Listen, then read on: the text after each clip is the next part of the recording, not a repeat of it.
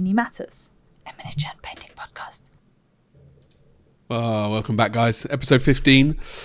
Christmas is fast approaching, as you know. Yeah. We are now on the come down of post, I guess, event. I don't know what the thing would be, but you know, we are fully fleshed out of events, and we have no foreseeable events planned.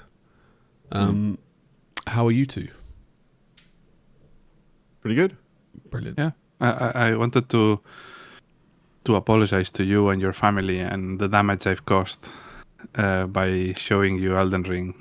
Well, no one knows. I think it's about inexcusable damage and unfixable damage that I caused. We will get there in the news. Fear not. Yeah, it's been a fantastic week, to be honest with you. I am still here, and I'm still happy. So wow, I couldn't ask for much more. 2 for 2, man. That's amazing. Feels pretty good, Here if I'm honest. Happy. Yeah, it does feel pretty good. Did you do any painting? So I'll quickly just tell you what we have planned, and then you'll forget about that. Hopefully, that question. So we have 2 new segments this week. One, we're only going to sprinkle a flavour of what the new segment will be, because I need to collate all the research I did. And the other segment is called What I'm Listening To. And it's just where all it is I tell you what album I'm listening to, mostly, this week. And now, you guys, this isn't an exclusive, Hutba thing. If you want to partake in this, you can. Because then I feel like it builds up some sort of understanding of what music you like. Yeah, could do. Don't have to.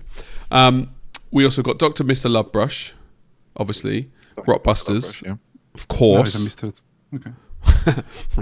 I think it was Dr. Brush Love, and now it's a few other things. So I've got it written down as Dr. Lovebrush. I mean, right. Different cultures change certain everything. He might be a Mr. He is a Mr. Or maybe not. In my head, he was firmly a dude. There's no way that was a chick. I mean, you're right. Doctor is gender neutral. Dr. Brushlove.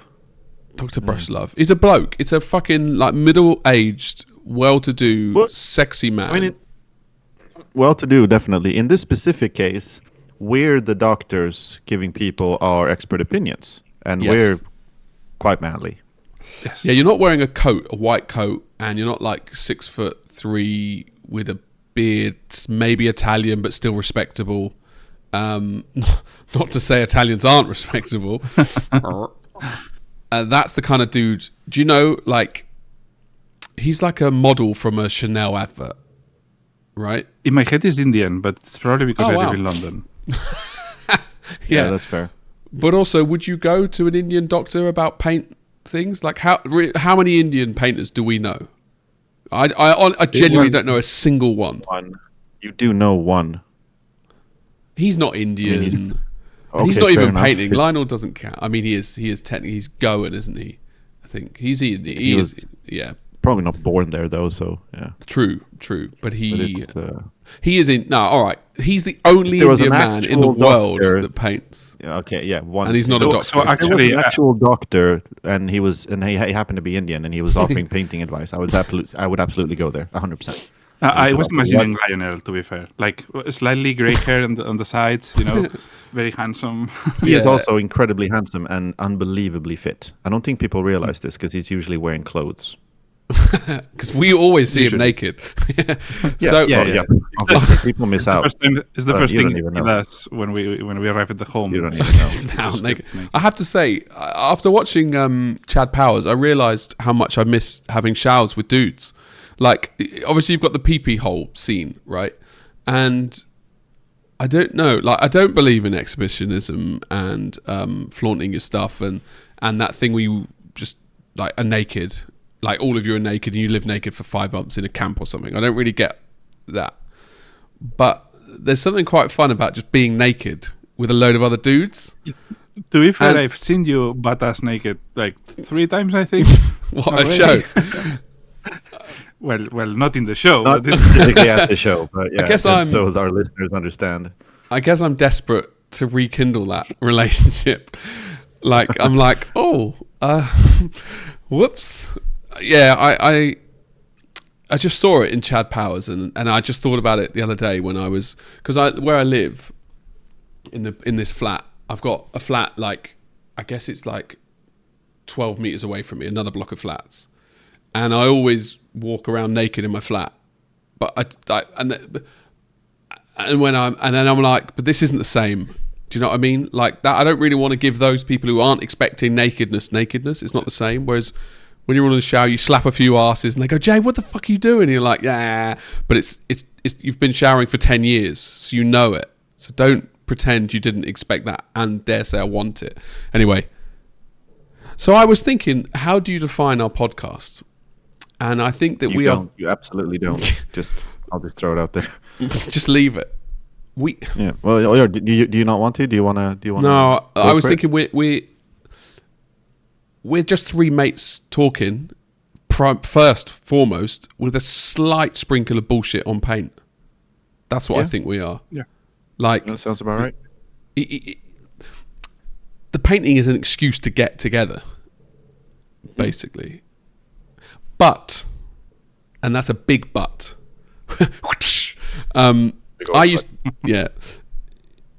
We've had some massive, like, influential breakthroughs in our sessions that have enabled us to paint. Yeah. Do you know what I mean? Yeah, of course. So I think it's working well. I think out of the three of us, I'm still waiting for Arnau to, via this podcast, find like a true awakening in the painting hobby. I'm not even kidding. I really think that I did some breakthrough in the last. Yes, you did. That's what I think Martin was setting you up to hit it up. That's what I feel like. Well, yeah, but also I was trying to. Yeah, no, I was just saying like maybe that had less to do with this podcast and more to do with just you painting all the time and being us. No, that was because of us, right? I think it was both. I mean, okay, both is good. Yeah, I'll take both. Yeah. Yeah, well, my daughter is. Is that the cat or is that a person? Yeah. Yeah. So I think it's both. I think talking about stuff and you know, when talking about it out loud, it kind of makes more effect than if you just think about it. I completely agree. Would you say on that topic that sometimes when you give other people advice, you're hearing yourself give that advice and you're like, that was a good piece of advice. I should absolutely. do that myself. Yourself, yeah. I mean. Like Yeah. That's happened to me when I tell someone something and I'm like, that sounds pretty good. And not only that, but when I want to see things in other people, I always think about it in my own. Like, am I doing it enough as well? Like, for example, if I want that painter to do X thing because I think it would be cool, or I think he's stuck, or anything. First, I think, do I do it? So could I improve it first myself to not need him to do it before me? You know, and. Would you feel like you might be a bit hypocritical if you give someone else advice and you're not doing it yourself? No, it's not about hypocrisy because it's not about feedback. It's more about me needing or wanting it, wanting to see it, right? And usually, if I'm needing it myself, I should applying it first in my figures so I don't have that need outside it, if you know what I mean. Yeah. Wasn't the breakthrough moment one of mine or ours that we shared? No, it was yours. The Epiphany. That was when it was. When you realised you were... I can't remember what it was, but this is before you broke it. Yeah, no, it was actually when I was painting the non-metallic that I was seeing myself being a chicken. And we'd literally spoken about that a week before, right, or something? Yes. Yeah. 2 weeks, yeah. Epiphany was basically stop being a chicken. I wish I could remember. And it turned out very well because the post with a non-metallic. Yeah. Blew my Instagram. It got shared 1,500 times. 1,500 times. And it's not an Archaeon, it's not, which it was also, but it's a very Not a big Warhammer thing. It's thing. a random. That's a good point. Yeah. I'd love to know. Yeah, this is literally something that I did in one day. Yeah, so that right there is kind of Arnau in a nutcase. I'd If love to know anyone's, if what he's about. I mean, most people are here. Yeah, what he's about. To learn exactly what he's about. Now, I'd love to know the knock-on effect of the sales. I know, because obviously it's a box art, right? We buy these things to promote the model. And I've never ever really I've never felt there's a huge correlation. Like with the models, Dragon Head models, the stuff that you did are now sold just as well without a box art. So it's a weird. Well, it's about the reach. It's not as much about the exposure, isn't it? So yeah, it's literally exposure. This with this figure, I got 2,000 followers, 2,000 new followers just with that post. 2,000. Yeah, it's fucking mind blowing. So That's crazy. it's more than I've it got shared. Yeah, 100 and something. I should learn how to paint. or actually start. Ooh, that's Whoa. So the guy was really happy. He fucking really happy. And I'm pretty sure that this impacted the sales, not because of the paint job, because of how many people saw it, basically. Yeah. Well, that's also kind of the same thing. I've thought about this a lot with the GW artwork or box art that I did, and also others, whether or not a good paint job or a bad paint job affects the sales, and I absolutely think that it does. Bad it must do, but bad. Yeah, Bad I think must, absolutely. And I think people are like, ooh. And I think for all of the stuff that you do are now, I think it matters massively. I've seen, so I can't speak too much from personal experience because I think I kind of ignore the box art when I'm looking at like busts and larger scale figures, and mostly about what do I want to do with it. But I think it creates excitement, and I think that excitement translates to sales. I think it's super simple. Yeah, people see something, they go, "That's fucking cool," and what they're looking at is both the sculpt and the paint job, and then they buy it. I agree. But Actually, on the flip side, I remember. Yeah, go on. Sorry, No. go first. No, you'll forget. On I'll the write flip mine down side. like I always do. I remember many years ago, probably 12 years ago when I started, that I saw the Big Child was doing this campaign with the first Kickstarter campaign, with the Black Sailors and these orc pirates. And I participated with one because I really liked it. But then I remember exactly the day that Mark Masclans posted the Papa Jumbo bust, and it was a paint job that blew everything away. Like it was everyone loved it massively, and I remember seeing it and instantly adding it to my cart just for the box art. It was like, fuck, that's fucking amazing, instant purchase. And I was back then I was like I was not a professional really. I was just a slightly professional-ish painter, but not really. So I was more on the hobbyist side. So I really understand that. I really understand that hype of, oh, this is fucking amazing. Just yeah. I don't even think about it. Just buy. Yeah, that's exactly it. I think it's when you try to, if you were to ask someone, are you buying this because of the paint job? Most people wouldn't really specify why or no. Yeah. But I think, if nothing else, subconsciously you think something looks really cool and you want to get it. And I think that's, I mean, it's something you kind of have to tell yourself for TW box art, especially because there's so much stuff coming out, and most of it looks a lot like, the quality-wise, it's pretty similar. But sometimes you'll feel like, okay, this is actually really, really good, and maybe that will affect sales, or maybe this model will have a better impact for it.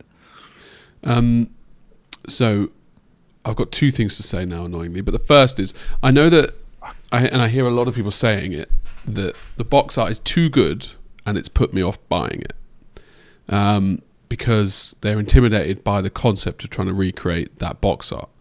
No, I've definitely bought models there. I've seen the box art and gone, shit, I'd like to recreate that, or I could use that as a project, try and learn, blah, blah, blah. And that's most of my purchases, I think, are based on the box arts, really. But there's been a few where I've gone, like sometimes the box art's there and it looks really easy. So you're like, oh, I'll buy that because I think I can recreate that. And then you get there and you're like, fuck, actually, it's like a masterpiece and I can't get close to it. Or I've seen stuff, and again, I've heard other people say it, where it's like, that's just technically too good for me. And I don't think I could recreate. And I was curious about this one with the N&M. Like, it's not your average painter who's going to try and recreate what you've done. Do you know what I mean? And there's so many other ways to approach it. I don't think it's about recreating it, though, because most people don't want to recreate the box art. They want to do their own thing. But it's a good canvas. It's a canvas that it's very easy to. It's very cheap figure, small. It has a great canvas to do it. So the same way I tried it, they can try other things, and of course some people will try it as well. But I don't think it's the big part of the buyers will be just hype. It's not a conscious decision, and there's always people that say that about being scared, but they're scared anyway. There's always people that don't want to buy things, which is normal. In a way, you need to do like an A/B test where we release the social media post to the north of the UK, and then we release the painted version to the south of the UK, and the websites are different, and that's the only way. And even then, you'd have to like pre-vet shit to know that this place averagely sells that, and that place average, like, yeah. Basically, we don't know. Well, wouldn't it be? I mean, because what it sounded like with the Papa Jambo bust, what you said, Arnau, was that available to buy before Mark painted it? It's a good test. think they released it without the paint job. I feel like they do that. Well, I mean, this was a long time ago, but I know I definitely see a lot of stuff for like Hera and them will release something and it will actually say who's doing the box art, but it's not finished yet. And I always find that kind of interesting because then there's another, like if I'm not convinced by the sculpt, why I wouldn't, whatever difference that would be is like, oh, it'll be interesting to see how this looks when it's painted. Well, a lot of the time, I think it just looks much better painted. Everything looks better painted, and then it works both ways. Actually, I think in some cases you may see the unpainted one and see and think maybe meh, and then you see the box art and it's really amazing and something that you haven't thought, and it's like, oh fuck, that opens new ideas in my head, and then you want to buy it. And it happens also the opposite, where you see the box art and it's bland as shit. And then you see the sculpt, and it's like, oh shit, the sculpt is pretty good. It offers a lot more than the box art, so I want to buy it too. So, I think, everything can happen. So it's not like you can balance it. Yeah, it's so individual to the model. I know that we've released stuff on release, and then we've done the box art for it after, and there were no new sales when the box art came out. And you're like, did I spend 1,500 quid? I mean, most of the box arts I bought for myself, honestly, rather than. But also the reach was really small, wasn't it? I didn't pay. Speaking of reach, but yeah, it's possible. They wouldn't. I don't know what the guys. They probably had like 1,500 at the time or something. Yeah. Speaking of reach, like Itami's. We've got anyway. We've probably got about 30 listeners at this point. Like the numbers really gone up. Not even possible. There's not even 30 people in the world. Maybe 18 or 19 people. There might be one or two among you who don't know that both Arnau and Jamie have miniatures that you can buy. So immediately go to the respective websites and buy as many as you possibly can. Give them to everyone you know for Christmas. That would be great. And then when you leave a note saying that you we should give like 5% discounts for listeners. That could be cool. Yeah. Do you know what I mean? Yes, like, I could do a mini matter discount. Yeah, but we have to ask, like, we have to security check. So they have to answer a question because otherwise they just share it online, or it'll go on one of those coupon websites. That's where they answer Grotbusters, is in the checkout. That's brilliant. There you go. Exactly, And right? if all they write is like, what is Grot Busters, then Out. fuck you. If No anything, it's 5% increase. It's increased 5% increase now. You've just lost 10%. Yes, You that's son of exactly a what it is. fucking bitch. Well, Get on board. my best-selling model does not have a box art, which is the dragon, right? Elwyn, and that's hard to believe. That's 6 years old now. That's insane. That I've been in the hobby that long without painting. So, it's a beautiful day. The news. Okay, you ready? Hold on. Fucking hold on, lads. What the fuck is news? Extra. Yeah. Of course, the jingle for the news. So my news. I missed that little guy. I like this jingle. Yeah. Yeah, it's Yeah. really good. It's one of the earlier jingles, actually. Do you know, I was just off topic here. We've got all these jingles, right? We need to have like a cull. We need to like go through them and remove like. Do you know what I mean? That's creepy. It's incredible. Painting recipes. Where's that goddamn recipe? Right? Model of the month. This is like you gave up here. You completely gave up. It was creative. You don't feel like you're pissed about it. Like I have to do this fucking thing. It was the creative. It was the opposite of creative. You know, it by its smart face just covered. It was creative in its absence of creativity. Do you know what I mean? It went against the grain. That was what I'm vegetarian. Same as this one. I like that one. Right. Anyway, The news. get that back in Jordan, mate. Taskmaster's That's good. Yeah, that's an overlord, an orco lord whipping his. Anyway, that's why he's Cockney. So yes, Sounds good. Yeah, but yeah, I wanna like cull some of them and like painting recipes was actually where. Say again. So, maybe replace them. Maybe get new ones, better ones. Well, no, it's the actual segments have died, is what it is. Oh yeah. Sorry, what was the recipe one? Like painting recipe was basically where I would, and you'd have prep, right? I would give you either a model or a color, and then you would have to say what this goes well with. So if I gave you like blood red, you'd go, okay, if you're going to paint, and you could come up with it, a Hormigant, it works really well with X, and then you'd use color theory, and that was the idea of it. Or I'd be like, right, the color recipe for an ultramarine, a bit boring. Yeah, I think we did only once, and I think it was about painting red, like how to paint a good red. It was only too generic. I know people like recipes, but also this is something that you could ask us in one of our several Ask Us Questions channels on Discord. Just Dr. Lovebrush now, but it was especially and preferably Dr. Brushlove. If you go in there, you don't have to ask big questions about like the purpose of life and the point of painting at all, and like how do I apply color theory to my suicide. Just make it simple. Just be like, what's a cool color for a custom Space Marine chapter? Yes, because like we'll go to work. We'll give you the best answer of your life. It's turquoise, obviously, my favorite color. So I still think the segment has legs. It's just about if you guys want to put the effort in. That's the thing, because you basically don't do anything as well in the week. It could actually be like something to do for you two. So we share the thingy, and then we think, because we all the knowledge that we have to throw at you, we have to study. And in preparation for this episode, I meditate for like 4 hours a day on painting. Well, we're not allowed to talk during the week. Painting and dick jokes. Yeah, exactly. I do like dick jokes. Right, so the real news was... Now, you might have been wondering why I look so tired in this episode. I've yawned 3 times, and I've never yawned in a Mini Matters episode. And it is because I was up till 2 a.m. last night playing, as you know, Martin, Elden Ring.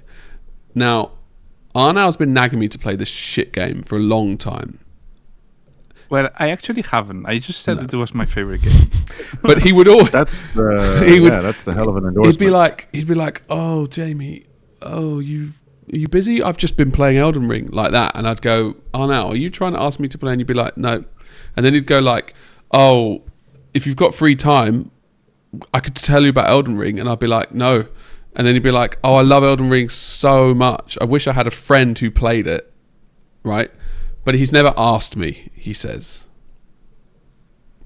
So anyway, he asked me to play it again the other day. And You finally caved. I actually guilt tripped him to play. he said if he doesn't, if I don't pay, he'll leave the bought podcast. the game for him, like he did with your microphone. Yeah, that would have been nice. No, I bought the game like 2 years ago or whatever. So that wouldn't have worked. It would have been a waste of a purchase. The thing is, okay, I didn't realize it was an RPG, and I don't think Arnau made it clear. But even if he did say it, it didn't click. Do you know what I mean? And I do like RPG. Also, life's just peaks and troughs and waves, right? I didn't want to play it for the last 4 years that he's been in my ear non-stop about it. And I'm like that a lot with games. Sorry, I'll continue. Yeah. No, I mean, it's a conversation. So yeah, but it's funny you say that, because I will literally, it's such a simple thing to start playing a game, but sometimes I'll know, like, this is going to eat my entire existence, and am I ready for that? And sometimes I'll just be like, yeah, fuck it, this is it. This is the time I'm going to start playing. Yeah. Yeah, I think it's because I spent a lot of hours in Elden Ring. Like, I have 300 hours in the normal one, 100 and something in the DLC. I have 150 in the Night Rain one. So it's not like that's a lot. It's not like I haven't spent hours, you know. Wait, but can I you still count that again? Was that like 550 hours or something? Yeah, over 5. Okay, that's a lot of 600 time. maybe. Quite a lot of 550 time on each one. Yeah. There's the main game, then there's the DLC, which is probably better than the main game actually. Possible. And massive. And it's fucking amazing. And then there's the new one, which is multiplayer one, and my it's game a bit is different. multiplayer. Like No, but this one is just this is a roguelike. The Night Rain, Elden Ring Night Rain, is just about you playing with friends, and then it's a closed game. It's like Fortnite. It closes, and then you have to beat. Yeah, you have 3 days. It closes during 3 days. Yeah. And then at the third day, you beat a boss, a very special boss. And you have to do it with friends, and every single game is different. You have to find your weapons. So it's very different. Yeah, But I also have PUBG 170 hours, I think. I guess in So, time. and I'm be... still a functioning adult, and I have my company or whatever.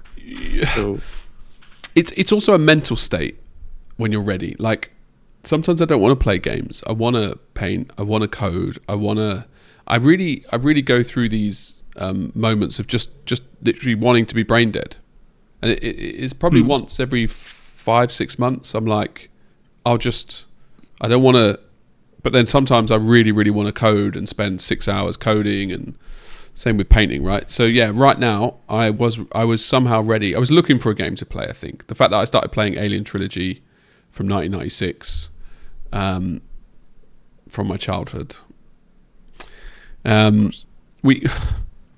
So yes, we can do that in another day. We can dissect it. So that's the news. I've started playing Elden Ring.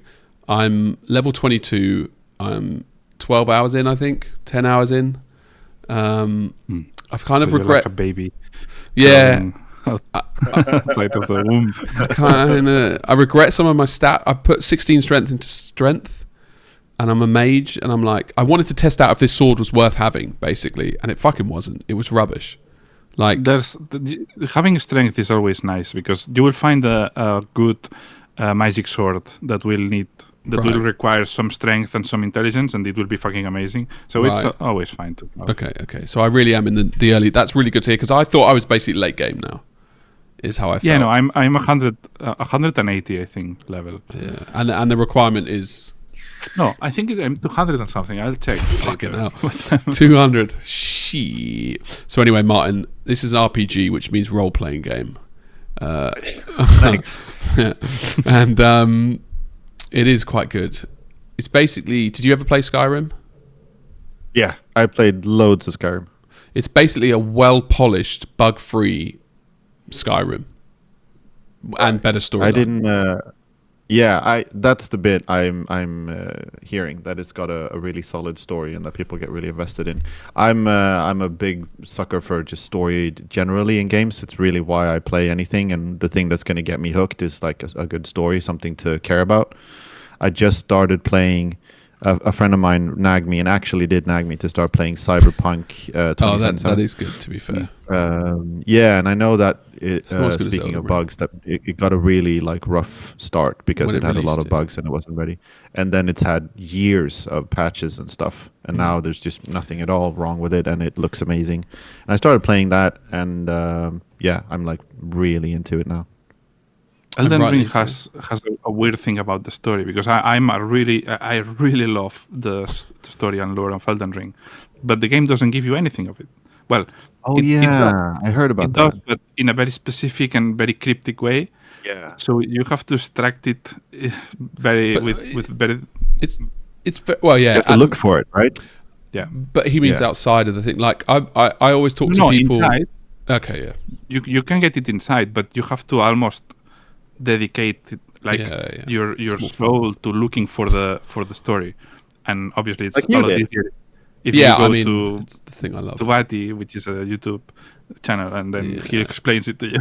But it's pretty cool. Normally these games, I remember when I was a kid, like you'd have to read the instruction manual.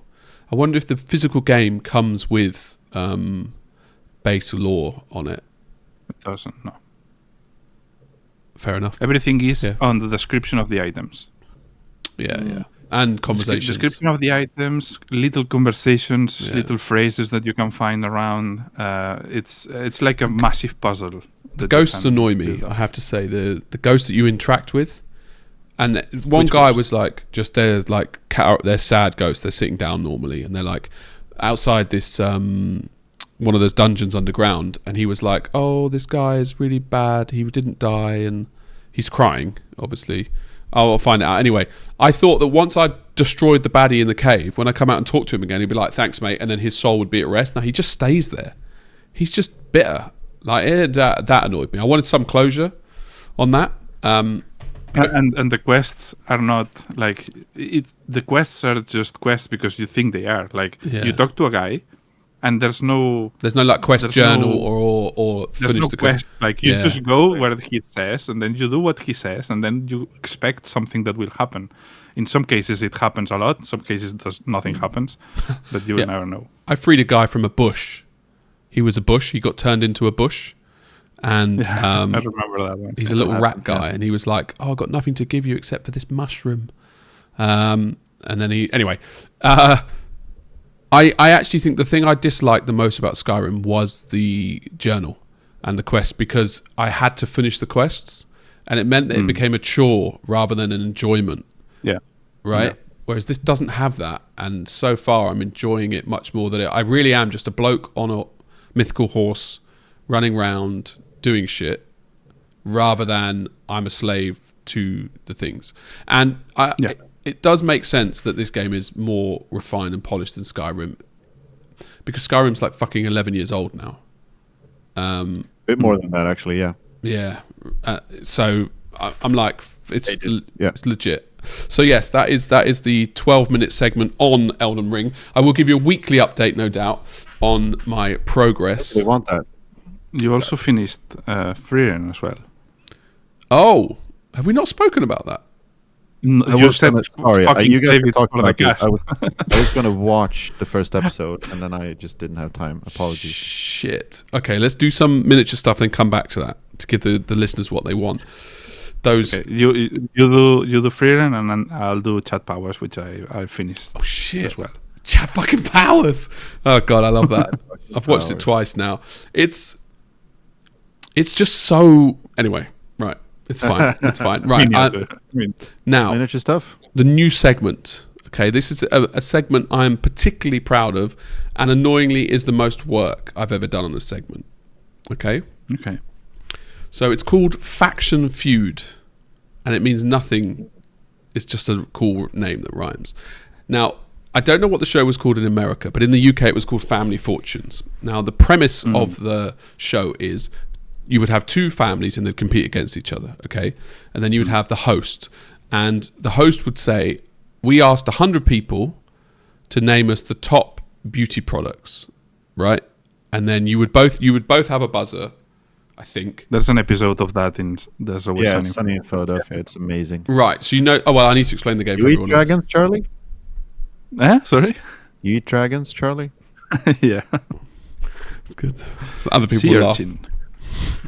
So you get the premise. Basically, you will have to guess the. I think you're allowed 3 guesses each. Okay, and if you let's not we don't worry. This is a trial run, so I've got the answers. Okay, for one thing, because I haven't collated all of the rest. Because it's, to be honest, it's kind of boring. Now where are the fucking results? Now, but you got the premise. Yeah. Do we take it in turns, or do you have fingers on buzzers? It doesn't make sense to have fingers on buzzers, does it? Because there's no penalty for going first. Yeah, you just shout me. Yeah. Okay. Me. Okay. Well, no, what I'm saying is it doesn't make sense to have. You can't have a buzzer. Because if you go first, you'll always go first, and if you get one that's not on the board, you lose your go. Okay, that's what we do then. All right. Yep. We'll do buzzers, and if one of the things that you say is not on the, he's googling. I haven't even given you the question yet, Martin. Family Feud. You can't cheat yet. Gonna... If you get it wrong, then if you get it right, you get another guess. Is that how they do it? Okay. No idea. Fuck it. For the first round, we're going to take it in turns. Okay. Okay. Yeah. Okay. And this is a practice round. But what we'll do is we'll have 3 questions, and then whoever wins with the total score wins for that day. Okay. All right. And I'll think of a jingle in a minute. Right. So, 100 people we asked at Monte Sansevino. Okay. To name a paint. So this is real? Real people. Yeah. Oh shit! But Right. real or like Real. Okay. Okay. To name a paint brand in miniatures. Okay. Okay. Who wants to go first? But I'll go first. Okay. isn't it that you say the? Ah no. Okay. Yeah. Yeah, because in the show it's one family at a time. There's Yeah. no buzzer, right? Okay. This is the shouldn't we Mini just Matters go- version. Okie dokie. Okay, well, I Vallejo? mean, we can, but I've only got one question. So, Ah, great. Okay. Awesome. Vallejo. all right, I tell you what we could do Or is Vallejo. you could both name 5. Okay, so Vallejo, and then we could like secretly compare who got the most score. Do you know what I mean? 5. Yeah. All okay. right, fuck it. I don't know, mate. Look, this is the segment. I hadn't thought this far ahead. I was just excited to get the real answers for everyone. Oh, it's an incredible segment. Okay, You just need fine. a little bit fine tuning. Yeah. All right. So Vallejo Mm-hmm. is number 5 on the list with 9 people Holy who shit! said Vallejo. Okay, and that's including. Does So you've got that 9. mean points. Arnau gets to go second? Yeah. Well, now you're going to guess 3 each. Okay. So now Arnau's going to go with the next one. So Martin 9 points. Great. Chimera.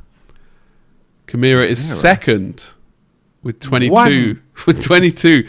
You've got to think of your target, fuck? Martin. Yeah, who are these pretentious fucking people? Right. Go on. Bullshit. I'll Citadel, I guess. It's not going Yes, to be that's number one, 3. That's number 3. That's a good Yeah. guess. So now number 3, number 2, and number 5 have gone. So you are doing quite well, in fairness. So 15 points means you're on 24 points.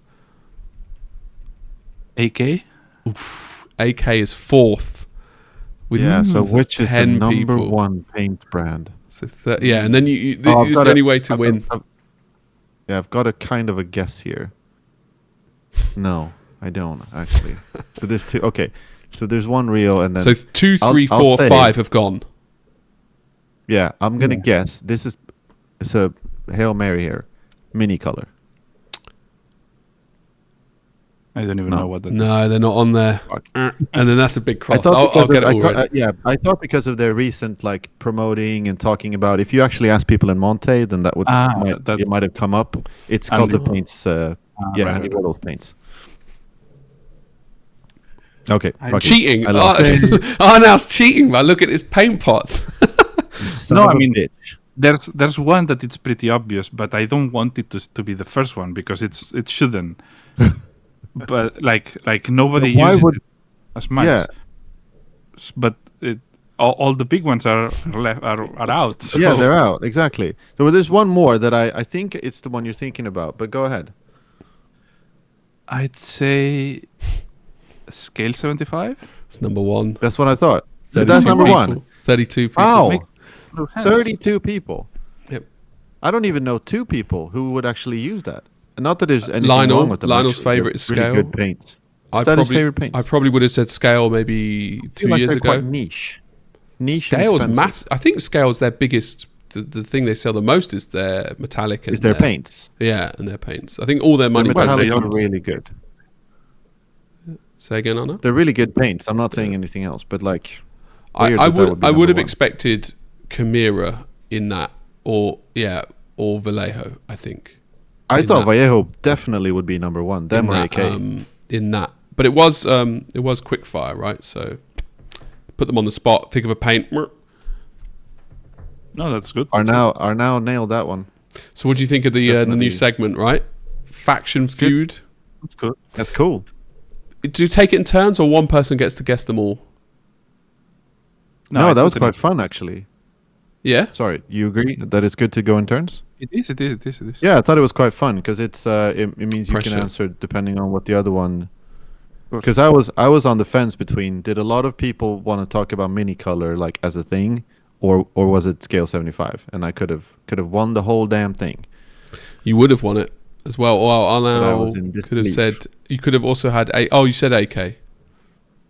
Yeah, or now Yeah. when we said AK, Vallejo, and Citadel, I was like, that's about the big ones, like Yeah. the ones that people use. Chimera, I was surprised was fucking number 2. Well, Chimera we are in is the super home. popular. Yeah, exactly. It's even down. They even sell it It's a downstairs, right? Monte thing. It's a Monte thing. Again, to be clear, this is not me saying those paints are bad. It's just that I didn't think they were quite as That's popular. ubiquitous. Yes. Yeah, well. popular. I was wrong. Right. Let's go to Mr. Dove Brush, Dr. Yes. Love Brush. This is from Excalibur. Question. Exhibitor. Excavator. Yeah, it's because I didn't write it down. I just remember it's a mental name. I also got a question for Martin. He wrote it like that, so that's not me doing a Cockney accent. I also got a question for Martin. Then he wrote. My question for Martin is: I think my name is in that question 4 times, but fire away.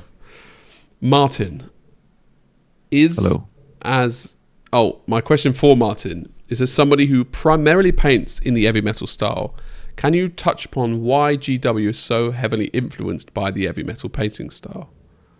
What is the history behind it for those that don't know much about it? Yeah. So Was this Excavator? I don't think I'm this was not Excavator. sure how much you and I don't actually know how much you know about heavy metal and what that is.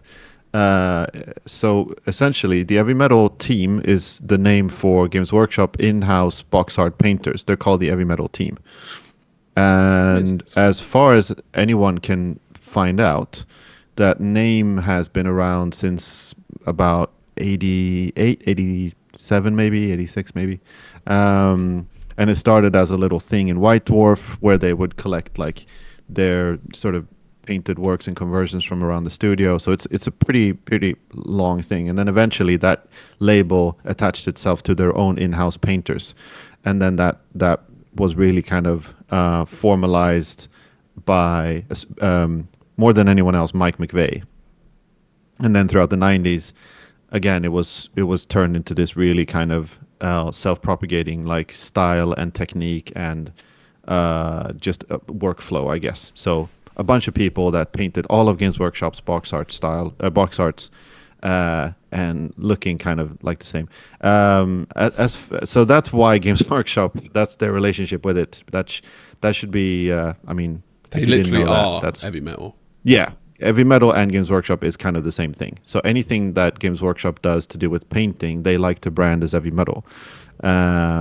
And then obviously they have people working for them now as painters who are not sort of technically heavy metal painters, like the presenters or people who paint battlefields and stuff like that. But that's what that is. And then the style itself comes from a few different things. I think one of the most specific ways that the style was developed was the fact that it was all meant for photography, and in the 80s basically the printing quality in the 80s was not quite as good as now. Less to do with the cameras and more to do with the printing. So when they did catalogs and White Dwarf, the colors wouldn't really be as punchy, and they wanted their miniatures to look as interesting as possible. So they added a lot of bright colors and really garish, like the highlights were really quite well defined and all of that stuff. And then that sort of stuck around, and now we've refined that a little bit, so it's not quite as saturated. Maybe I'm gonna add a little question inside, because now that you said that, I remember in the third edition third edition rulebook, there were Space Marines that were painted in a very different way. Like now it feels like it's a lot simplified in a sense. Like it's more like it's edge highlight and basically that's it.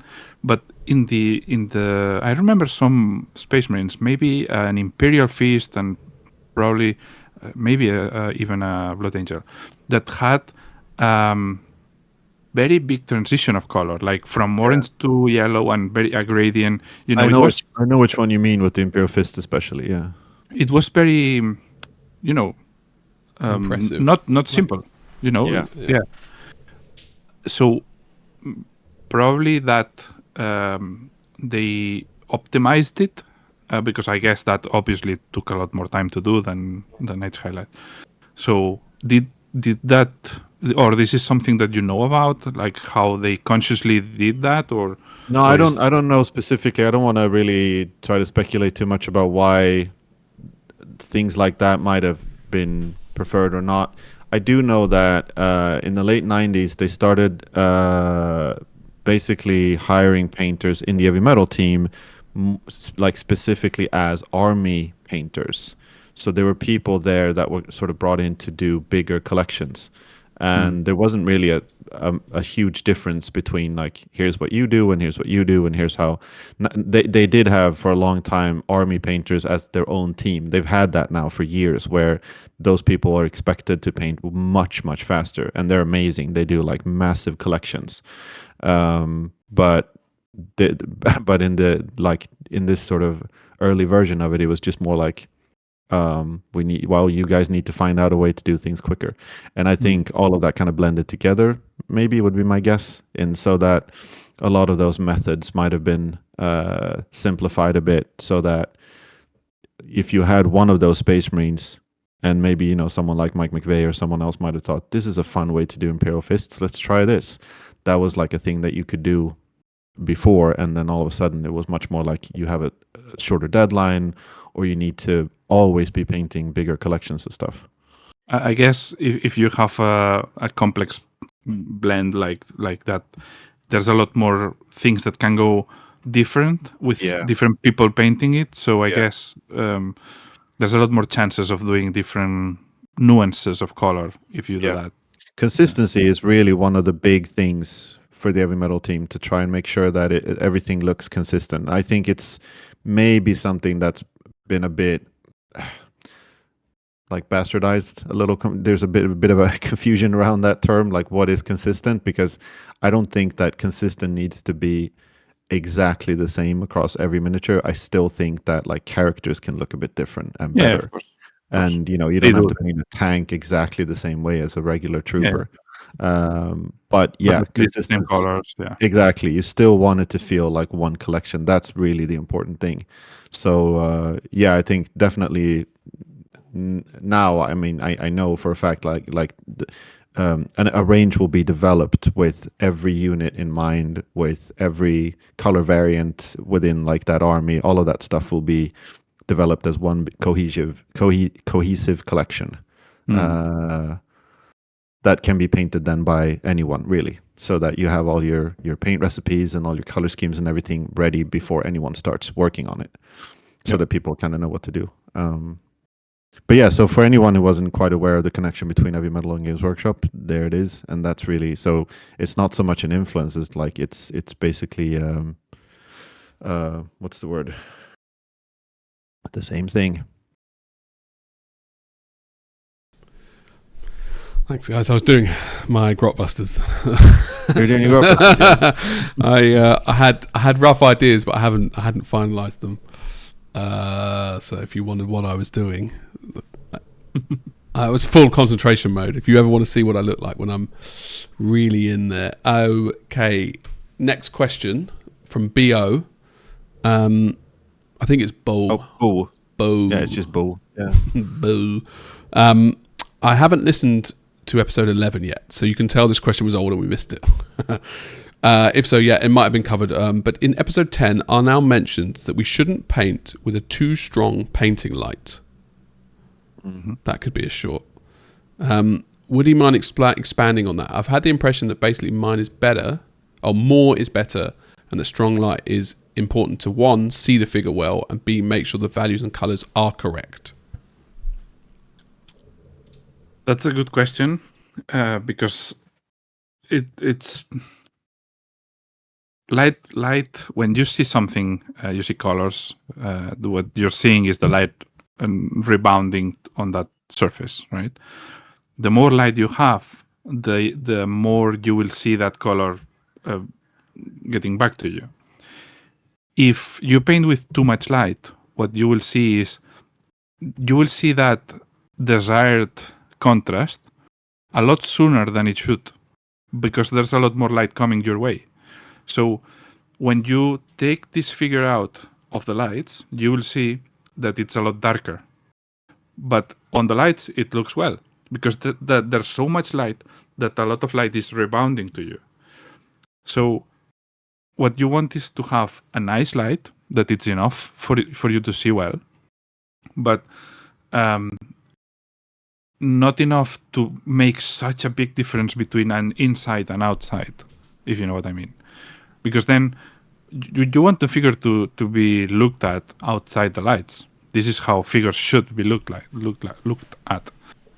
So, and also when you paint, you have to take the figure out to see if the colors are really, really popping, right?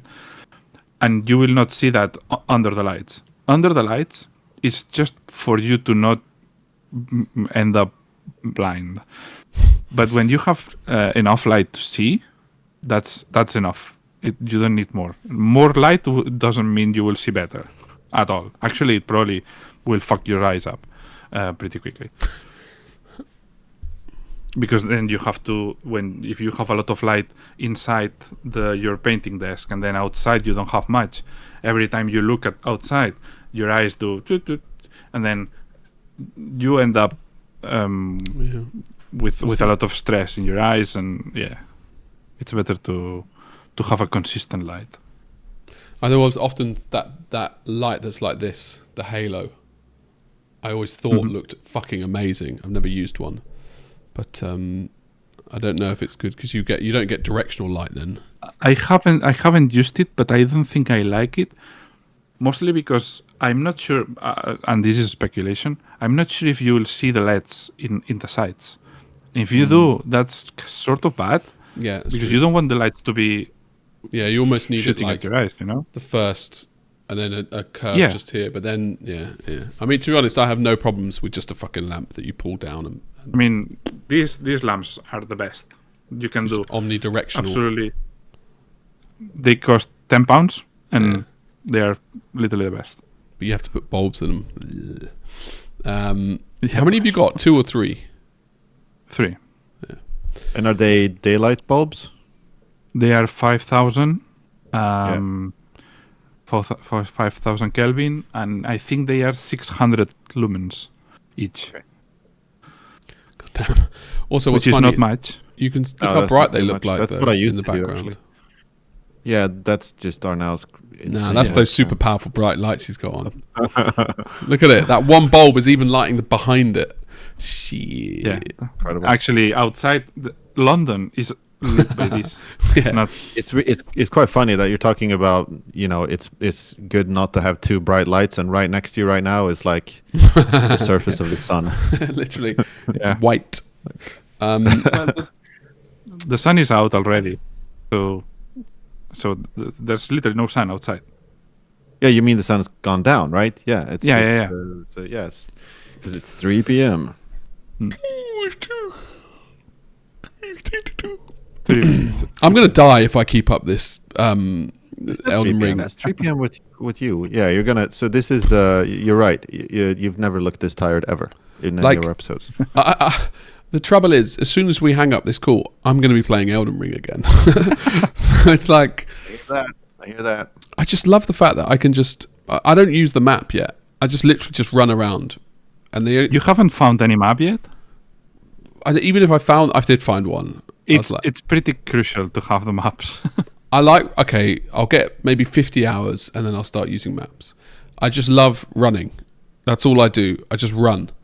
And yeah, I understand that. Yeah. And I didn't use the maps at first. Yeah. But the map is so fucking big that you need to know what you have explored and what not. well, I see that though. It becomes solid when I've gone there, No. right?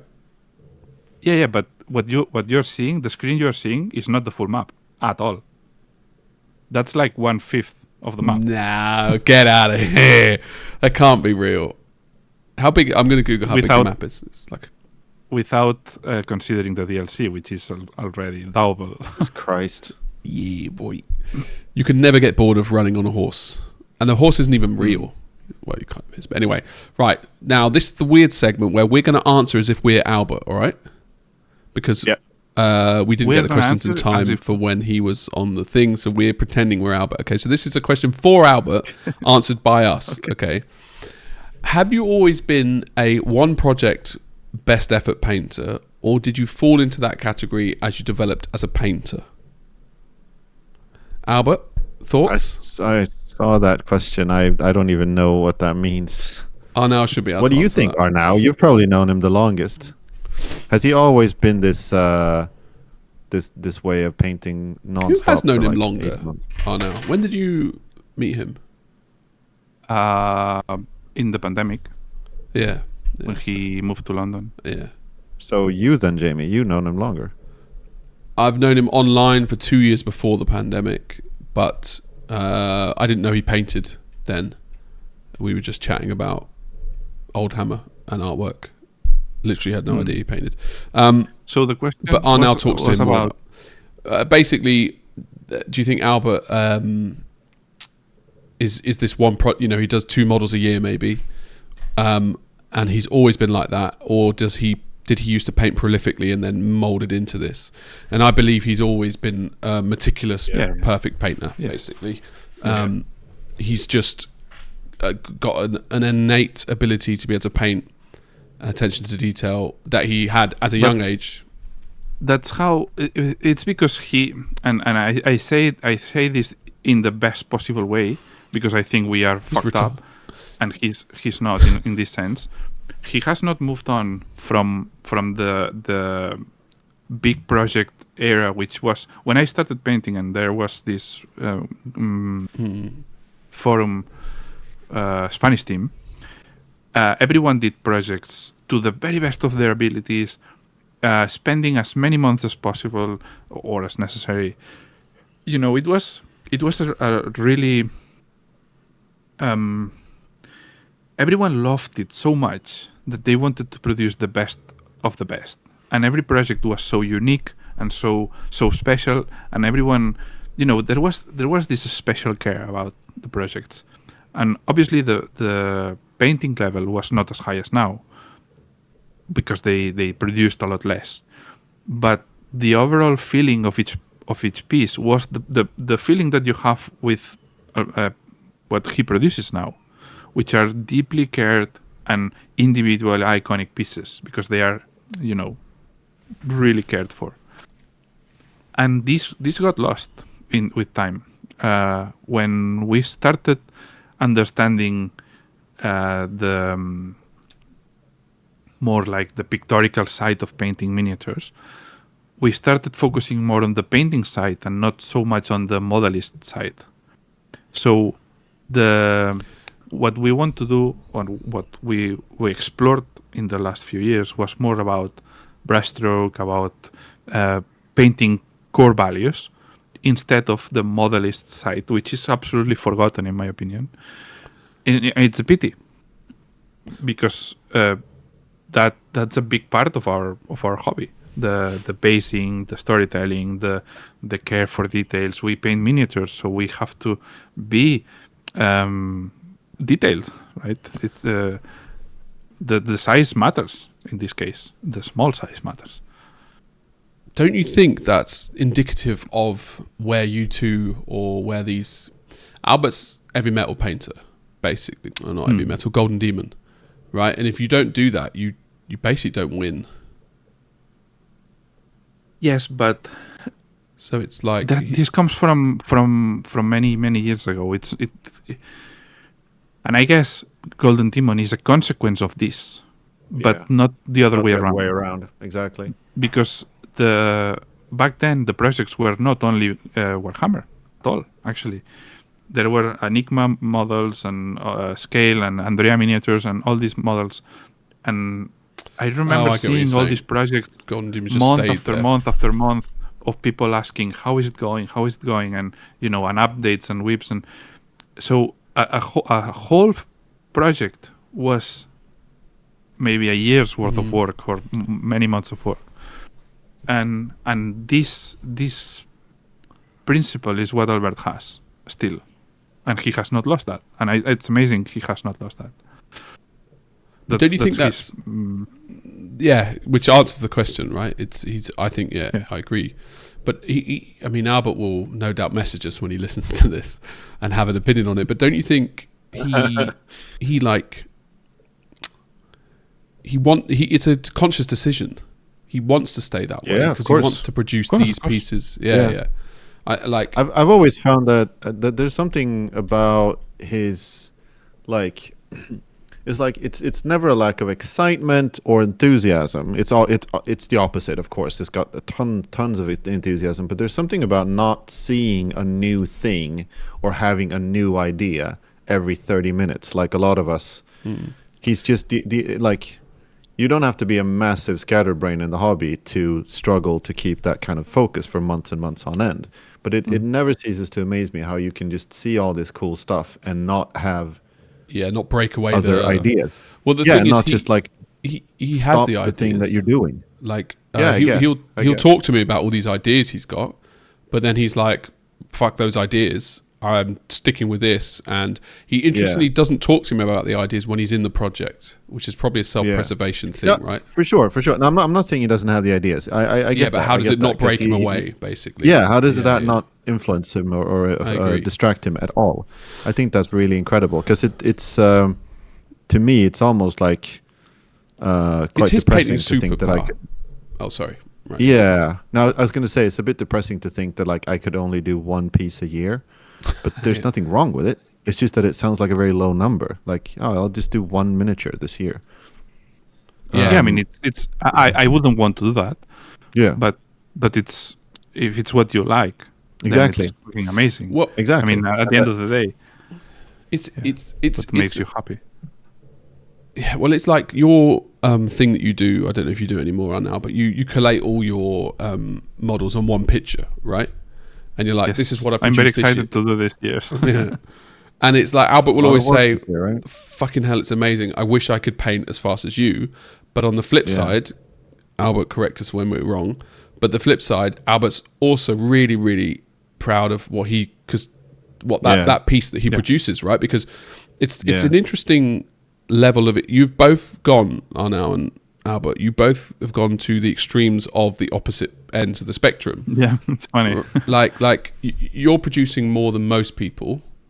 I don't know, probably I don't know how, maybe the only other person I can think of is Eric, probably, who does the same high level number of pieces out there. And Albert's producing maybe one Maxime's the other guy, but of a high level single piece. And they're both you're pushing both to the extremes, basically. Yeah. Absolutely. But I think also there's other extremes as well, which is, and I do completely understand Albert looking at Arnau and thinking, wow, I kind of wish I could do that. I don't think in any way that he's saying, I wish I didn't do what I'm doing. It's just that you're looking at someone else and thinking, oh, that's also really cool. Yeah. I'm really jealous of Arnau's speed and being able to produce that much in that time at that high quality as well. But I'm also kind of jealous of people who paint armies. Like, that's Yeah, that would fucking be cool. cool. If you're into gaming and you paint a 2,000-point army in 6 months or in 2 months, some people just like churn out amazing looking stuff and they play loads of games and scenery as well. And I think, wow, that would be great if I could do that. But I can't. That's not for me. I agree. So to get back to the news on have I painted, Martin? How long is a piece of string? Have I painted? There's been I was ill. I was really fucking ill for like 2 weeks. I had the real flu. And the whole family was ill as well. So actually, no. But I'll tell you what's frightening is I can feel a little bit of a pull to get back into gaming. Right? But I've avoided it. Yeah. No, it's not fine. Because I don't want to paint. I don't want to game. I want to paint. But it's interesting, I think, that I'm feeling the calling because it's been a month since I've painted anything. And gaming is online mostly with the TTS shit, which is exactly what now Elden Ring's replaced. My brain was looking for something to do brain dead, which is basically just gaming, right? That's exactly what happens to me as well. Yeah. You need. So your brain just wants to do so. I'm really motivated to paint, but right now somehow Taskmasters is going to be good for me, I think, because it's going to force me to paint. Right now I'm like, honestly, I can already feel, and it feels like a chore slightly. Like, okay, you've got 2 weeks to finish. You have to finish, which means it will park my bum there, and I know as soon as I sit down, I'll enjoy it. It's not like I resent it when I'm there. It's just that right now my main motivation is to get level 100 and just kill like the demigod. To be fair, Elden Ring is a game that worked very well for me in the painting side, because also I do that about the brain dead, and then I have to exhaust myself painting, and then I play. It's both. Yeah. They both work very well, but then because of the environments of Elden Ring, which are probably the best thing of the whole game, they're fucking amazing. It always motivates me to do scenery or bases, or I want to do this. Actually, the base I'm doing right now is some sort of inspired by things like this. So it's probably one of the games that ever motivate me more or inspired me more in my whole life about painting. Damn. I mean, I'll be honest, that screenshot I sent, the colors, they know, whoever the art director was, they fucking know what they're doing. It's almost like they were employed to do it. I know the budget wasn't that big on this game, right? It wasn't one of the AAA games, like 400 million. It's the biggest game they did. FromSoft is a small company. It's not a big company. So they're all slave drivers. I used to know, do you remember Batman Arkham? I don't know if you ever heard of it. My sister's ex worked there before the game was released, and he created, I think, 3 of the artists. So he was an artist, and then you make the 3D renders of them as well. So you do it all. Like they were, and he was just like, you're slave driven. You get paid not that good. You work. You have to work late basically every night for like a year to hit this deadline. Yeah, I don't think I would. No, God.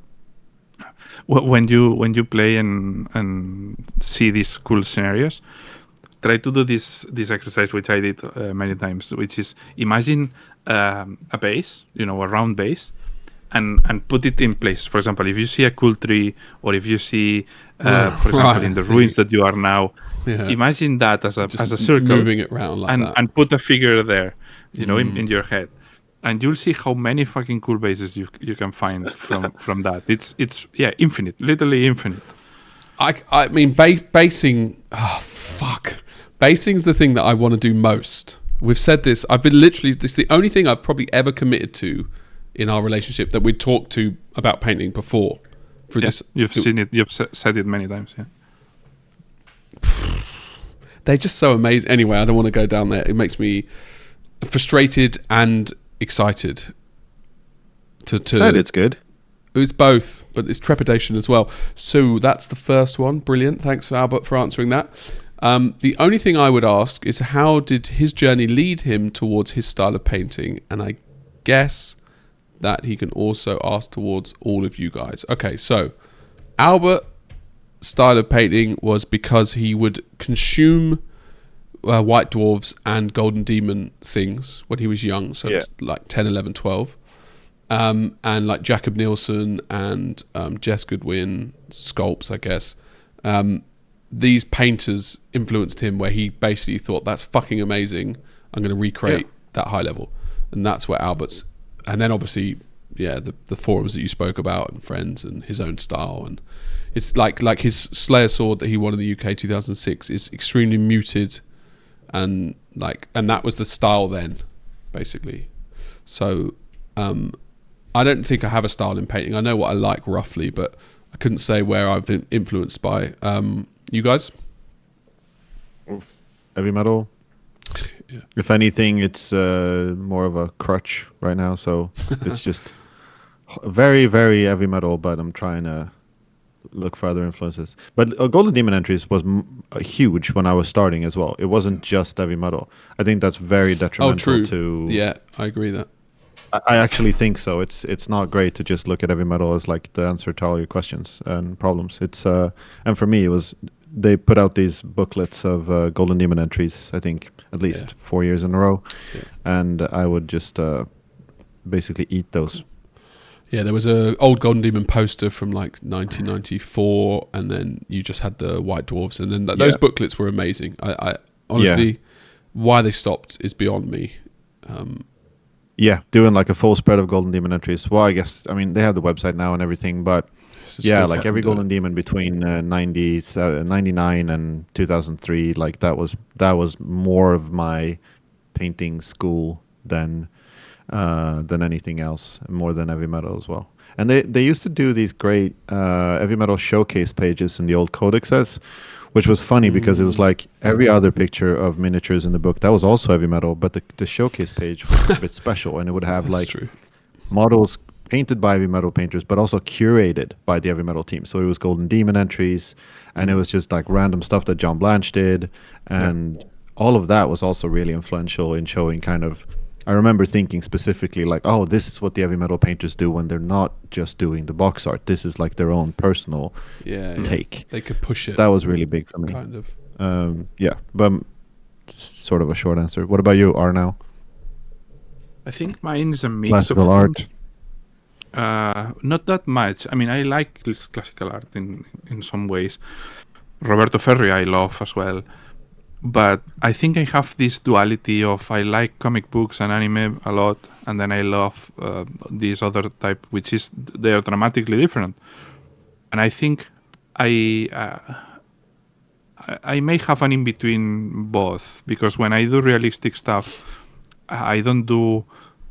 I kind of do it in a way that reminds me of comic books as well. When I did the Naked Study, it is realistic, but it has a touch of anime actually, with the colors mostly. So yeah, I guess it's a blend of that. I always liked a lot the Blizzard, everything Blizzard did, Warcraft and Overwatch, which is this comic style, and they have these illustrations. The Blizzard book is amazing. It's like the Bible of miniature painting. It was for a while, and Big Child they had it in Big Child as well as the reference, and it has been as well my reference.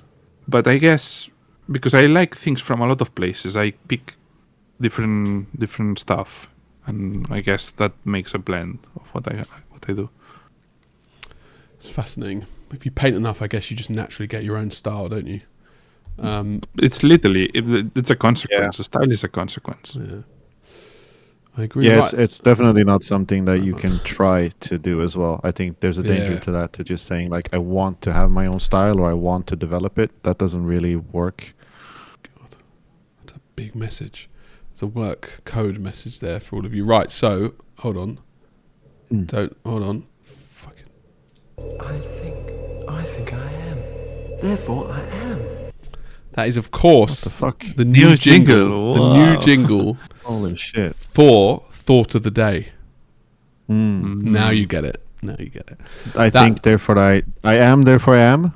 I think, therefore Yo. I am, basically. Mhm. Yeah, it's brilliant. And that is extracted from the Moody Blues, one of the best English bands of the 60s. Nobody really knows them. I think they do if you're from that time.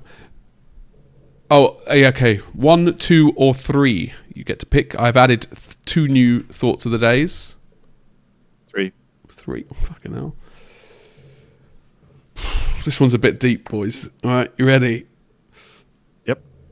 It's hard to explain. I'm going to try to explain it. Okay, so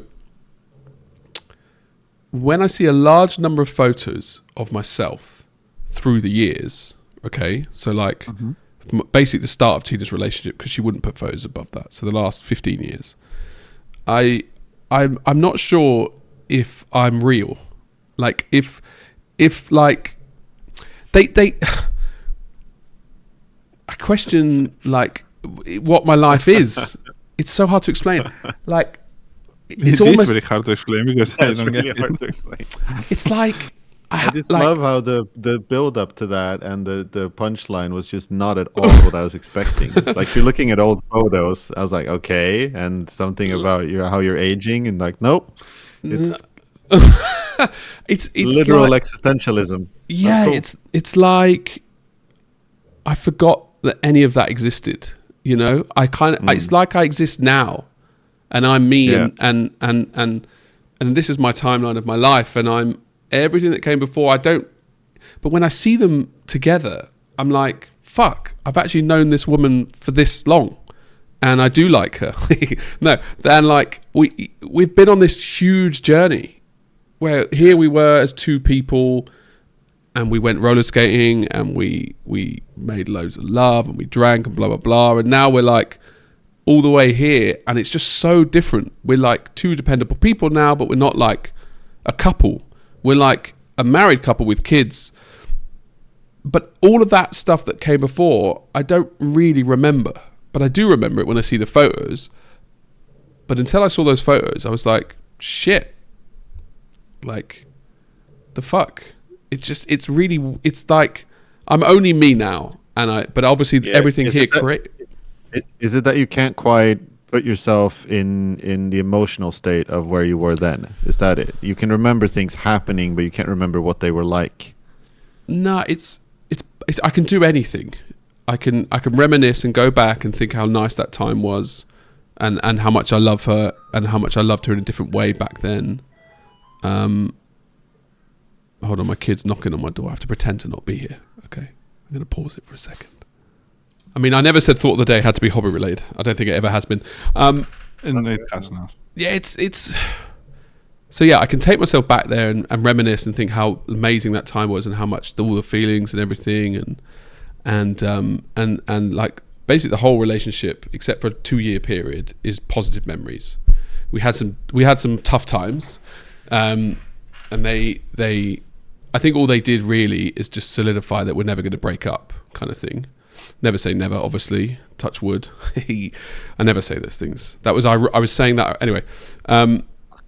But yeah, I don't know. It was just weird. It's like without those photos, it may as well have not have happened.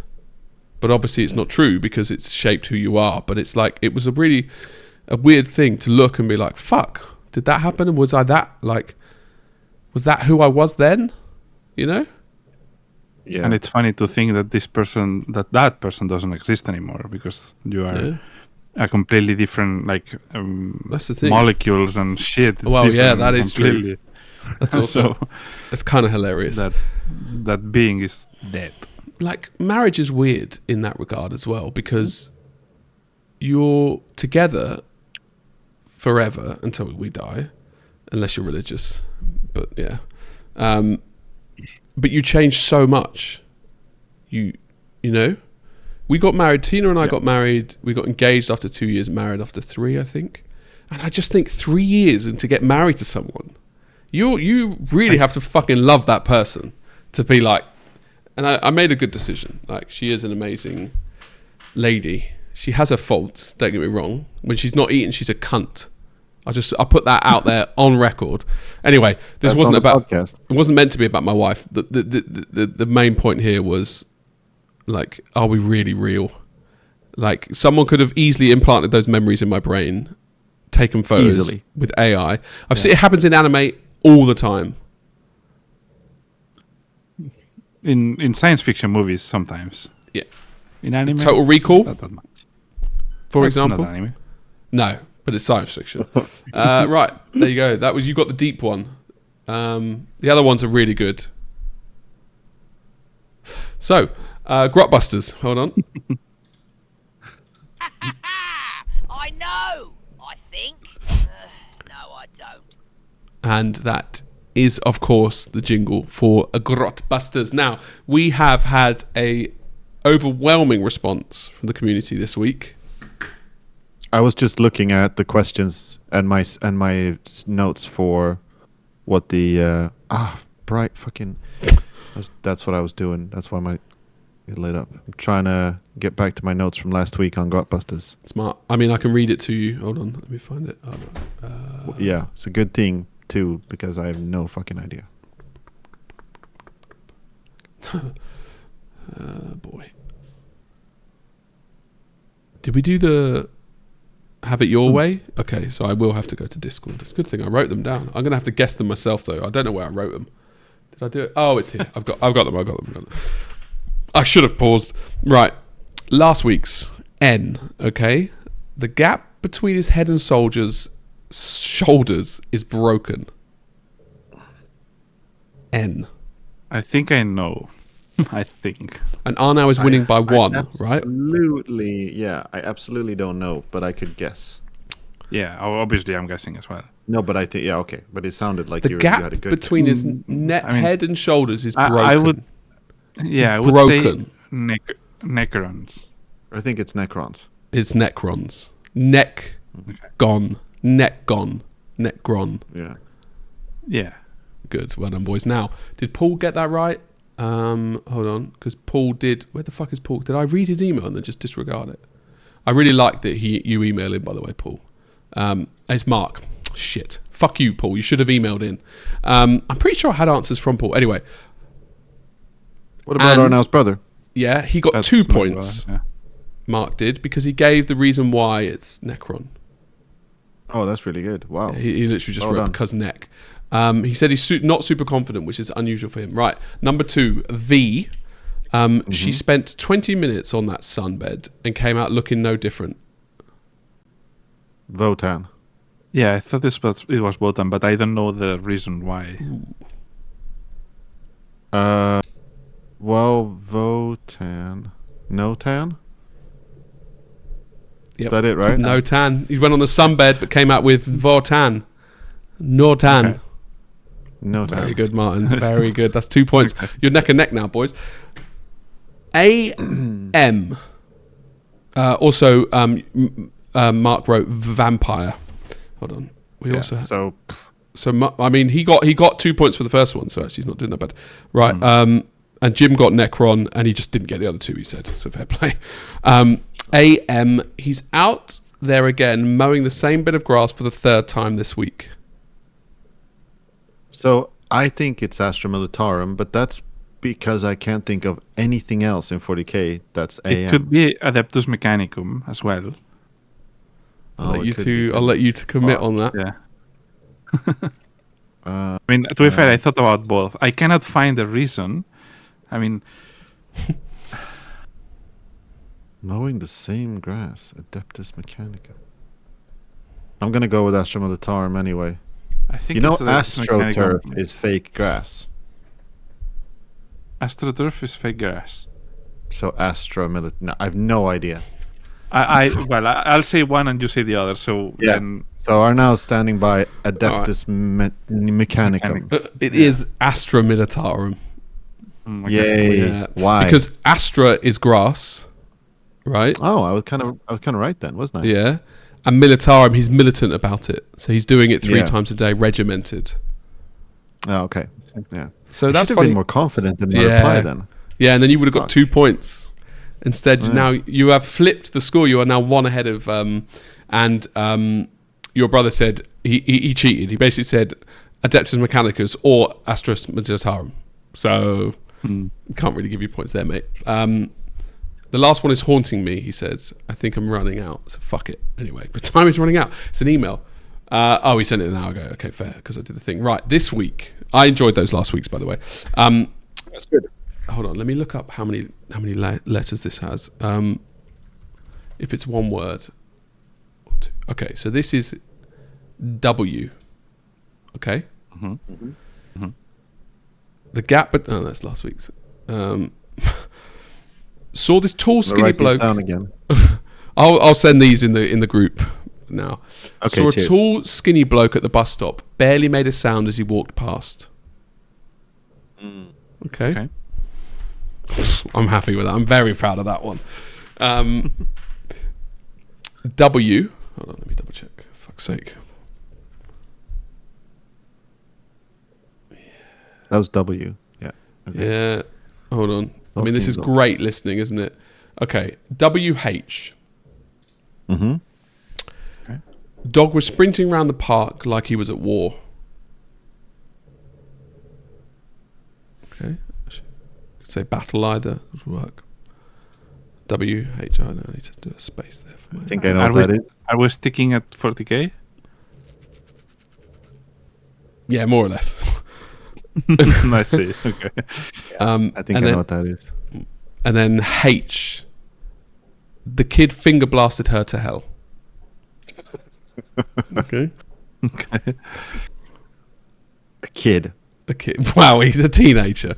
That's when they do all that stuff. You don't do that when you get older, really. Yeah. Okay. And that's H. So W, WH, and then H. WWH. Yes. Nice. I should. Neat. A part of me wants to do like all the same letters to make it even harder, because then you can't like Google what the fuck. Right, there you go. That is this week's, what was it called? Grot Busters. Now we are officially done with all the planned stuff, I think. Oh, this week's album. Okay. Yeah, Well, let's hear it. Okay. The thing that I was listening to most this week. Do you know what I mean? You know the segment, right? Hold on. Fuck's sake. U2, the Joshua Tree. Now, I want to just say, I kind of think U2 are shit, right? At what? Making music. Music. Yeah. Not us two, like the band U2. I hope that would have been a good joke if U2. But the Joshua Tree, it's I have to give it to them. It's quite good. It's from the 80s. So if you need something to They listen were to, quite good in the 80s, weren't they? apparently They did some good stuff. Yeah. That one and Achtung Baby. Yeah. Yeah. Right, there we go. We can officially wrap up, but we should talk about Frieren. Yeah, you guys need to talk about Frieren. Chad Powers. Chad Powers, though. Next week we should do the slow as a snail, because there was 2 or 3 questions in the previous. Wasn't that with Albert, though? I think we did a fastest race car with us as well. Oh, did we? The previous one, so the previous episode. But I didn't. Fastest race car, and there was 2 or 3 questions that were very meaty, so we can do them next. So we don't have to. Yeah, nice. And then yes, Frieren. So yeah, if you don't want to hear about anime or Chad Powers, you can turn off. You cannot turn off. How dare you? Now we secretly will talk about the secret of Yeah, the best. and Yeah, how to actually be good. So I wish. You know how I don't like spoilers. I wish I didn't know. I got a little bit spoiled. I'm not annoyed. Where you said, go back and watch the first episode. And it got me thinking, and this is why I don't like hearing stuff. Because then I was expecting some big twist. And I spent all the time working out, are they in a simulation? Is she really dead? Does she know? And I came up with all these theories, right? And it was none of that. It was just a normal show. Yeah, but that's why I don't like... And like, if you say I'm getting better. I am getting better. But if you're like, oh, I really liked Alien Earth. Mm-hmm. In fairness, that wouldn't be that bad because that's quite a big commitment. But yeah, exactly. If you're like, this is fucking amazing, and then I go in. So anyway, and I finished it and it was amazing. But I knew it was amazing from episode 1. Like I was already committed in, right? And the style is different, but everything about the anime is good. Yeah, the story, good. Like the animation, excellent. Actually, the acting. Season 2 is coming out in a few months. No, in a few weeks. Is it a few weeks now? They said January, the start of yeah. I don't trust them though. I was expecting this bit. I thought it was only one season. I thought it was a mini season. I didn't realize it was a rolling thing. So I was expecting an end, right? And when it said the journey to Ender continues, no spoilers, I thought that was the end of it. No. My comment was because of the relationship of him and her. Yeah. Because the first episode is the only moment that you see them really together. Yeah. And when he's 28, older, 28 episodes of her remembering him, Yeah. literally remembering all the greatest memories, and then you go back to the first episode and I'd forgotten he was old, and she's crying, which in her is so weird because she doesn't cry. Yeah. That's no why spoilers. Yeah. So, I mean, you knew her whole personality changed because of him, right? Yeah. Now, I basically consider myself a Himmel, right? I go around world. I never, right? Let me say this thing. The last episode, I think it's the last episode, he says one phrase that I think it's you completely. Was it a good one, though? Yeah, I actually think so. Because he says when they say goodbye, he doesn't say goodbye. He doesn't want to say goodbye because then he says when we meet again, it will be embarrassing if we have said a big goodbye, right? So he never says big goodbyes because we will see each other again. Yeah. And it's kind of what you do as well. Like when we say goodbye, it's like goodbye. See, I right? Because it's the same principle. We will talk literally afterward, and we will see each other again, and you know. And I actually think that with my, and this is something that happens in my life. It always happened. The most important people in my life, I don't do big things when we meet or when we leave. It's like an ongoing relationship that it's not broken, and you don't say goodbye, you don't say hello effusively, if you know what I mean. Yeah. I mean, at that ending was when I thought actually I share a lot of similarities with him, like the whole attitude, the liking to impact people's lives. I'm not saying I'm a hero because I don't think but if I were in that world, I would like. Well, he was not a hero. Actually. Exactly right.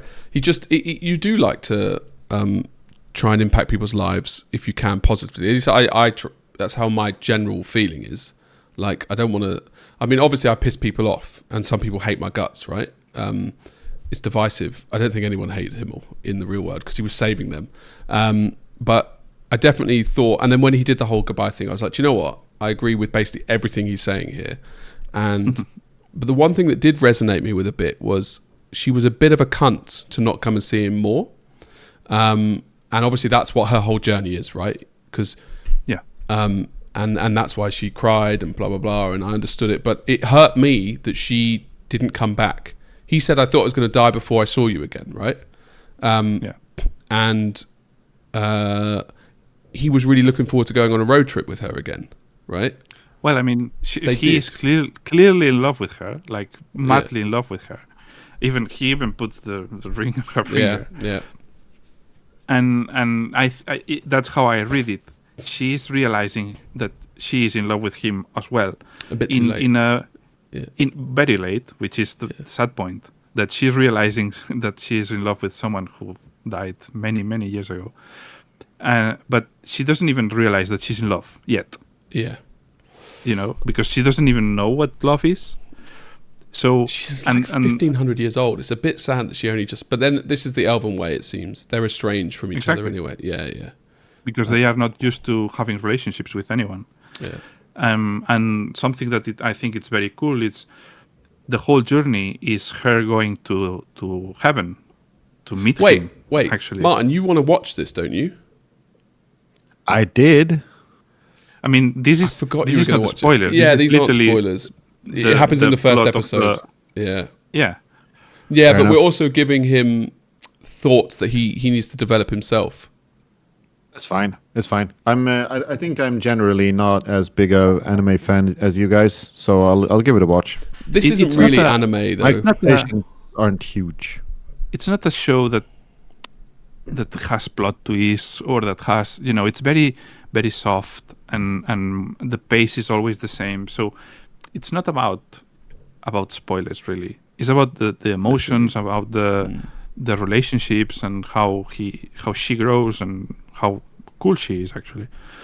Although I still am hurt that she did. Don't get me wrong, I said it already. She learnt from it, but I put myself so, like, I don't know if it's burying emotions would be the good way to say this, but like, if I'm upset by something, I'm like, do you know what? Don't worry about it, because it's not really that big, and things will just heal themselves. They will eventually fix, right? And obviously there's levels of that, and there's different things that are bigger and smaller, but that's generally where my brain tries to take me.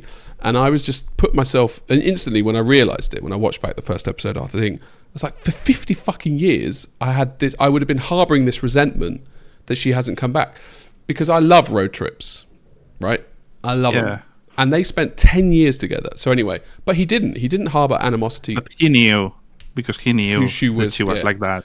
Yeah. But that's like me with you and the mic. I know what you're like, so I can change that by buying you the mic, because then I know you're not going to do it, right? But I'll just do it, and then there's no like bad blood or annoyance, because That's right. exactly it. Actually, it's just like I know that person is this way, so why change it, or why get annoyed by it? But so he knew, but it would still hurt after 50 years. I know. It's heartbreaking. Yeah. It's fucking heartbreaking to realize that he will never get to say that he loves her, or because he doesn't even. He loved her realize or enough understand. not to bring it up and not to burden her with it as well. Exactly. It was interesting to see the other guys in the group saying they read the show differently. I don't like. I can't remember what they didn't. I don't think they went into it, but it's very good. I'm looking forward to watching it again without waiting for this thing to happen at the end. This big moment that you told me would happen. And I didn't think a big moment would happen. And I absolutely love, more than anything else, that's not true, it's a big plus that they bring characters in and then the characters go away. So many animes that I watch, you get the core 5 or 6 characters in the first episode or 2, and then that's it for the next 10 years. I think that it's brilliant that they can just... And when they bring one character, is forever. Like, it's a new character. Exactly. Yeah, well, not here. Like, you've got people who are leaving, coming in, and going as a party. I'm not saying they die or anything, Martin. Like, they might do, they might not. It wasn't just... There's a throughput of characters, and it makes it feel more real. What did you think about the last fight? I thought they've got some good animators in for this.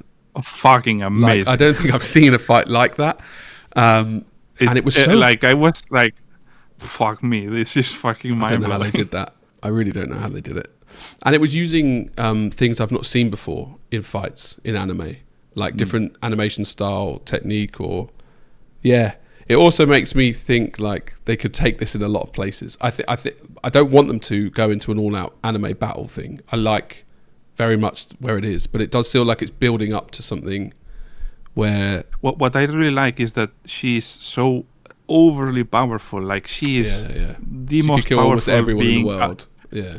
And she's so casual about it. Like, she doesn't even care about it. And at this point, it's not like she is throwing all that power. Is the other, So it's funny how she has so much power and she doesn't brag about it. She doesn't use it. If you had those, what kind of character do you think you'd be? if you had this, you've been around 1500 years, you know. I guess you get used to your you own love magic. Well, I'd take you in painting, for example. Do you ever think I'm 100 times better than this person at painting if they're asking for your advice, or you're like, I would really just like to give this person advice?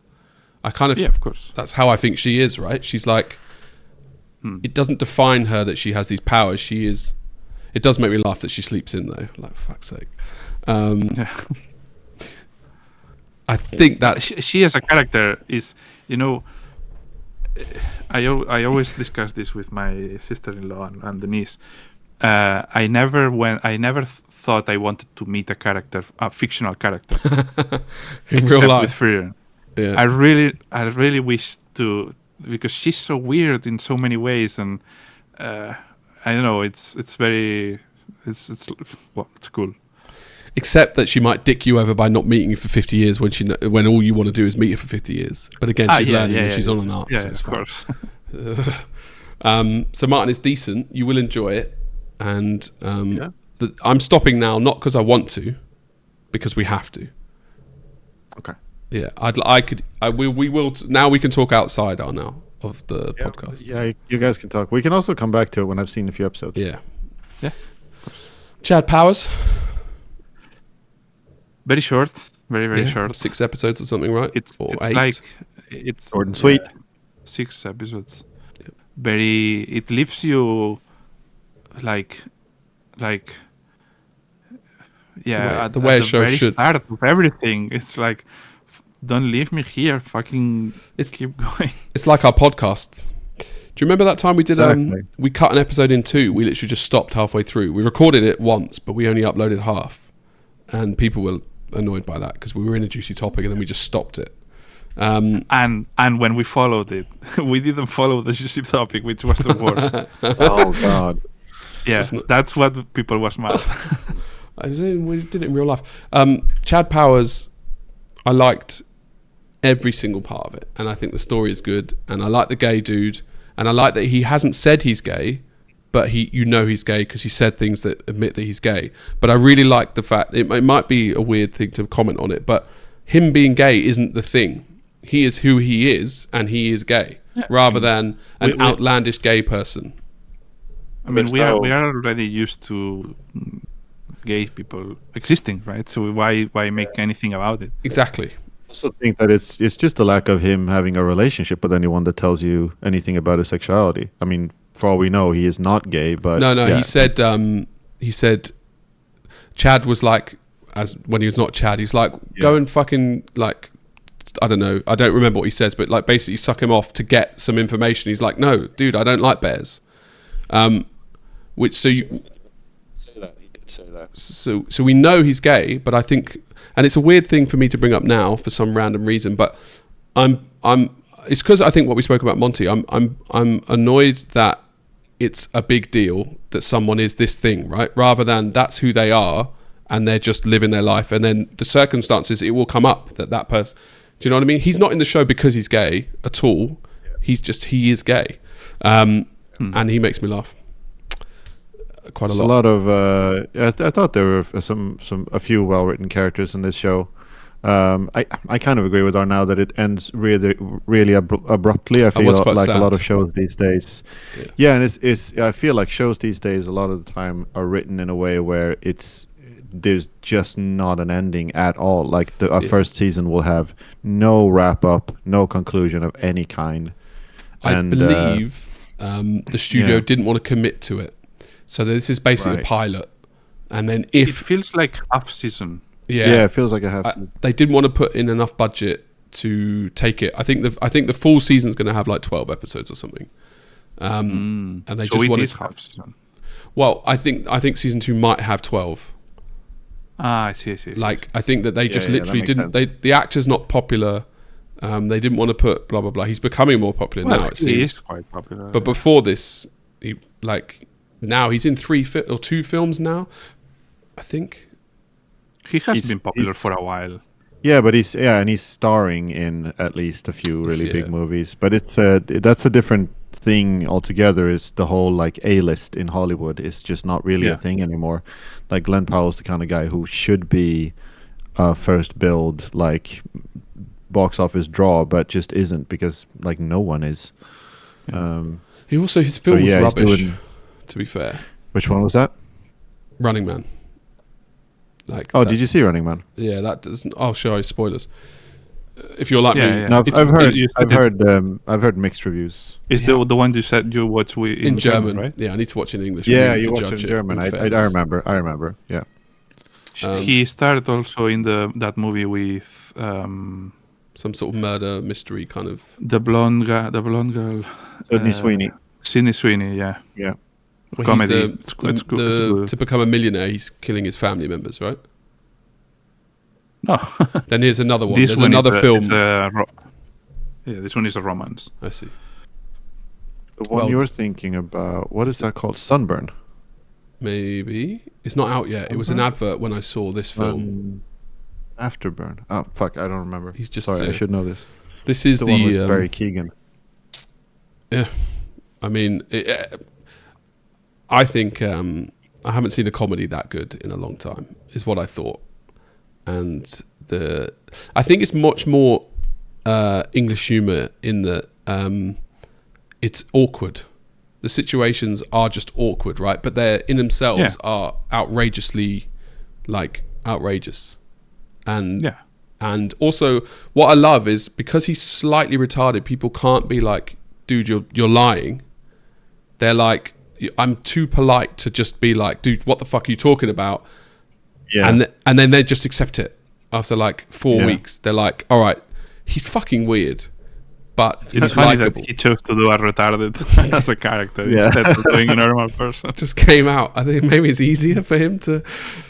It's good. And the sister I really like. And also I liked her reaction without any spoilers to, I think, I was not expecting that.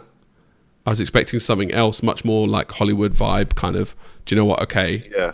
And I quite like that she's... I have mixed feelings with that reaction. Because I don't think it's fully in character. I think it's more about... She's got so much anger inside her, though. She feels really humiliated. Yeah. And also it's the livelihood and it's her father. Yeah. Probably. Maybe it's just an explosion of things, but I felt like she was very... how do I say it? Took a lot on the chin normally, like... Yeah, everything. She was on the bench. Everyone treated her kind of bad. So she was not used to speaking out loud to people like and their own her own feelings. Character and development. And I guess you could say that probably it's an explosion of all these things towards the chat. But I don't know. I mean, I liked it, but at the same time, I thought I don't recognize the character maybe as much. Yeah. But I don't want to go into spoilers here, but if you are going to watch it, you haven't, don't listen. But I like that she said, I've lost a friend. And I think that he was the first friend that she'd had. At least it seemed that way, right? For sure.